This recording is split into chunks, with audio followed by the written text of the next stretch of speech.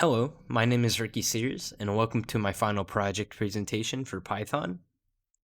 My program is titled Painless Steam Listings or Painless Steam Py, and its goal is to act as a web scraper for Valve's Steam online store. And if you're unfamiliar with Steam, it's essentially a online store for video games where you can view all sorts of different types of video games and their prices, and you can even download them if you have the actual application.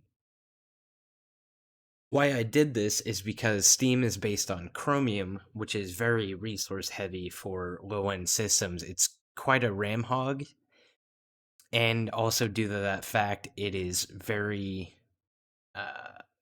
very intensive or slow, I guess, for people who might not have high internet speeds. So the goal of this program was basically to create a just something lightweight where you can view all the top listings, so you don't have to wait 5 minutes just to go from category to category.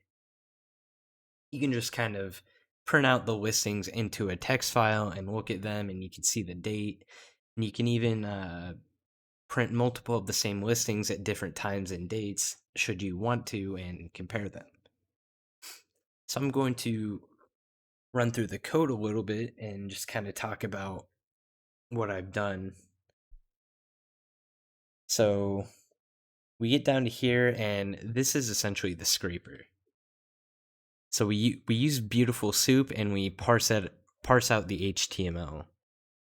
We pass in a URL. Then we create a dictionary for listings, and we go through each of the listings based on what the tags were. These are some column tags with the search price. We split out the prices, or we strip it and split out the prices, and then we just kind of go through and add all the listings to our listing table or dictionary, and then we write it to file. And then we can go check out what writing to file does. It passes the listing and basically updates with the current time, and then prints out everything in the list, and then we have a little ending, and then we update our label text in the GUI. Got a little clear file right here, and this is the GUI. It's using Tkinter. It's pretty basic. I mean, you've got buttons that call certain methods, and we can kind of see from the beginning how it works. So if I were to press this adventure button right here, it would call select category and pass the argument 1.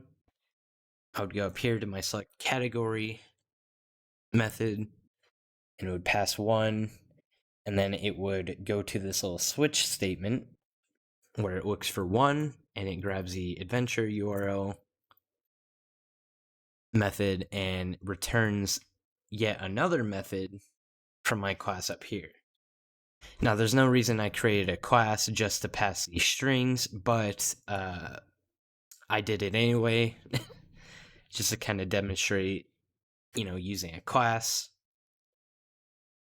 But anyway,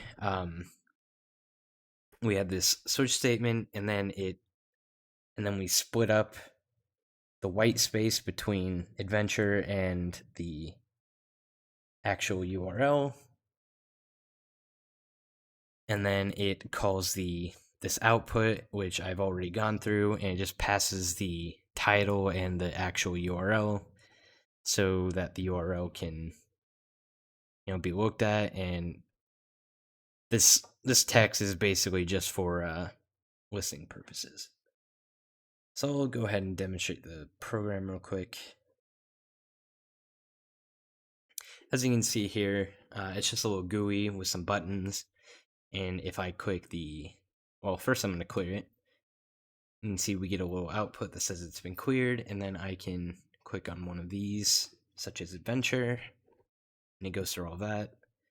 As you can see here, updated on the 7th of May at 3:40, and it gets all the listings for the adventure category. And we can go compare that right now.